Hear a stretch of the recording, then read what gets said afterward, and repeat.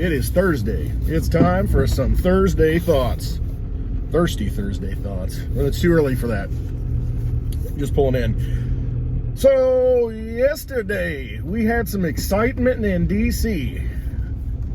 The March on Washington, and the Capitol building for that matter. Doesn't matter what side of the aisle you're on or what you believe in, but this nation today looks like my eye. A little wounded. Almost a black eye on the nation. And I don't know how much resolution we got out of it. I don't know if either side you're on, how confident you feel right now in this country. I just don't see how things are going to get better given the situation we're in. So, what do? Comes down to taking control of our lives at a personal level, because you see what's going on in Washington, D.C. is nothing but pomp and circumstance. It's nothing but flair. And you saw that in the debates, not even a debate. You saw that when Congress got back in session and all they could say was how it was an attack on our democracy. And, you know, there was really no honest debate on the issue that they were there for. And a lot of people, you know, one senator, Loeffler, out of Georgia, originally said, I'm going to oppose, you know, the Biden, I'm going to, you know, being president and make an argument. But did she do that? No, she made the excuse that I don't want to do that now in lieu of recent events. So if you're that easily swayed, again, I don't care what side of the aisle you're on, but if you're that convicted, you know, going in, you know, that it's very important to contest, you know, the vote that came in from the electors, and then all of a sudden, because there's an event that happens, oh, that changes your mind. I mean, that's not a principled person. So it's just interesting to see how these people get up, and all of them yesterday, you know, they get up and they use this soapbox, and they're so artificial. And I hope most people can see that. I can see that even with one eye, that they just don't have your interests in mind. They're just there for theater. Very obvious. That's all it is theater. And, you know, the people who stormed the picture, you saw the picture at the Capitol building, the people who stormed the Capitol, and you saw the one guy in the Viking suit, you know, that's the iconic image that we're going to see forever, I'm sure, on every magazine. This guy, if you look at his tattoos and what he's got on his, you know, up here, you know, it's a symbol. Look up FBI symbols for, I don't know, children. Interesting. In this guy's background, he looks like he's almost a crisis actor. He's an actor, and he's been at other events, other rallies. Two of the other guys are members of Philadelphia. I don't even want to say the group, but you've seen them marching in the streets. And it's just interesting, you know, they're posing as Trump supporters when obviously they're not, because they're involved in, you know, protests earlier this year. This whole thing stinks. It doesn't smell good. And I think what we saw last night and this morning in Congress is we've seen where people line up. And that's important going forward. We know where people stand. And we judge accordingly. We'll see what happens. But going forward, as a people, as a nation, as individuals, because the rights of the individual are very important in this country. They always have been, and they should continue to be. It's not necessarily for the greater good. Individual rights are important. So how do you protect those going forward, given an uncertainty, the uncertainty in government that we have now? It goes back to what I've always said, what I've always preached, is you've got to take control of your money. If they have the reins on your money, you're a slave. Because all a slave is someone who's robbed of his energy, robbed of his power that he has, his activities, his energy. Can't say any better than that. You're a slave if you're robbed of your energy. So what is money? It should be a store of your energy. But it isn't. Because the U.S. Federal Reserve note, not the U.S. dollar, is not a store of energy because it depreciates in value every year. The more that are printed, the less value each one has. That's robbing you of your wealth. Just because you could do the same job 20 years ago as you do today. So you go out and let's say you build a house for somebody. That energy that you put into building that house is the same energy you would put into building a house right now, 20 years later. However, back then, maybe you got paid $10,000 to build that house. What's that $10,000 worth today? Probably half that, if you're lucky. So you build a house today, and what if you're paid the same $10,000? Which you wouldn't be. You'd be paid probably $20,000 because the money's worth less. So that money you made in the past did not hold its value, its purchasing power. The energy that you put into it, it was supposed to hold like a battery. Battery's not charged anymore. Can't use it. Doesn't have the full capacity. It's not holding your wealth. That's all money is. It holds your wealth. If it's sound money. If it's unsound money, like the U.S. Federal Reserve note, it does not hold your wealth. And it doesn't hold your wealth. And you see that every day. You need to make more and more money. You need to get stimulus money. You need to have minimum wage raised. Why? Because the U.S. Federal Reserve note does not hold the value. So you need more of them. And that's the only way that you can hopefully maintain value, is to get more and more of them. But the thing is, you can't lock it up. You can't say, okay, I'm going to take those $10,000, I'm going to dig a hole and hide them in there, dig them up later and give them to my grandkids. They won't be worth anything. Nothing.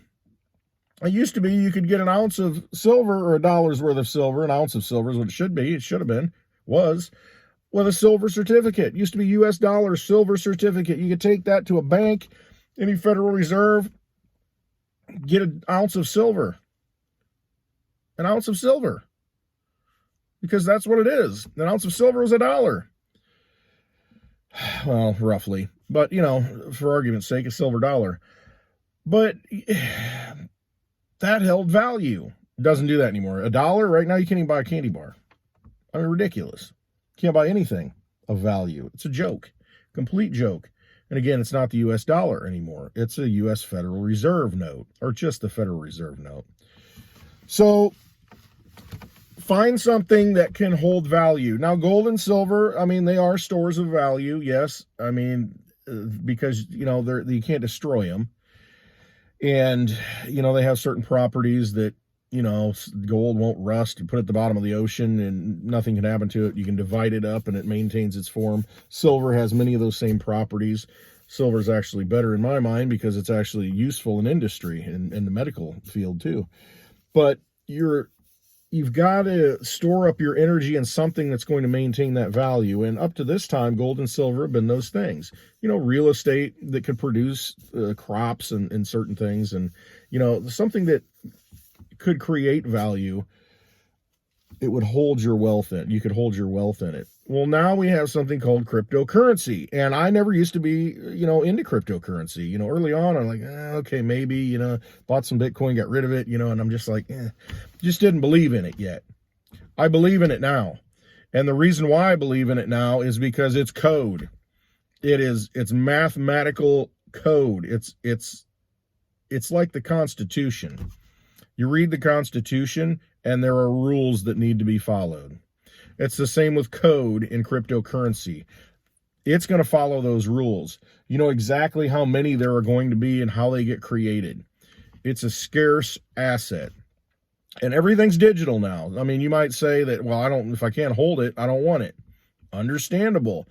But if we lose something like the Bitcoin network, the Litecoin network, then we've lost everything. I mean, we're completely based on technology. You think on a daily basis, everything you do, what you buy, everything you go to the gas station, gas pumps, all electronics, all code. We do not function if we do not basically go all in on a technological infrastructure, on computer code. Computer code runs everything right now. Your car, it's got all kinds of chips in it. I mean, it does not function if that code doesn't work. So it's a situation where we're already in. We're already all in. And once you realize that, and the world is realizing that now, big money is realizing that now, that's why Bitcoin's flying up right now. Because they realize, you know what? We're already living in a technical society, and there's no going back. Because if we do, think of everything that gets unwound on a daily basis. Think of everything you do, whatever actions you take, and how dependent are you on technology, on code? Think about it. The microwave, television set, your furnace. I mean, all these things have microprocessors, chips built into them. So before you say, well, what if the internet shuts down? Where's my Bitcoin? Well, your Bitcoin's still there. The code's still there. I mean, it's still on a computer somewhere. And you're already in the system. You're already in the matrix. So you have to look at ways to preserve your wealth, your energy in that matrix, in that system, in that technological age that we are now in. And that's why it's so important. That's why there's so much value in Bitcoin and Litecoin. Litecoin is way undervalued, ridiculously undervalued. It is a store of wealth it's a 4-to-1 ratio to Bitcoin. There's 21 million Bitcoin that can ever exist. There's 84 million Litecoin that can ever exist. Litecoin's faster. It's got a network that's been running for 9 years, whereas Bitcoin's 11 years. Litecoin's network's never been interrupted. It's never gone down, never had a failure. Can't say that about Bitcoin. Can't say that about Ethereum. Litecoin is a very, very undervalued coin. And people are starting to catch on. Big money is starting to catch on that, wait a minute, this is just as much a store of value as Bitcoin is. 4 times as many? Bitcoin's $38,000. Litecoin's $170. When people wake up to that, it's the investment of your lifetime. It's an amazing thing to see. So, great store of value, Bitcoin, absolutely. Litecoin, it'll help you catch up real quick. So that's a great store of value. There are a lot of other great coins out there. I mean, with technology that do things other than just a store of value. I mean, I really like Digibyte and what they do. Very decentralized, and again, there's a fixed supply. It's 21 billion, so it's 1,000 times as many as Litecoin or Bitcoin, but it's super fast, 15-second block transactions, and it's just I like it. I like it a lot. But you got to look for those things. You're gonna hold value in.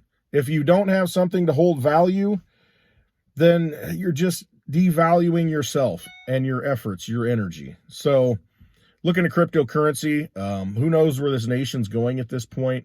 You know what, though? It doesn't matter. It's already, enough people have already seen how corrupt things are. And I don't think we're going to look to those people in Washington, D.C. as leaders anymore.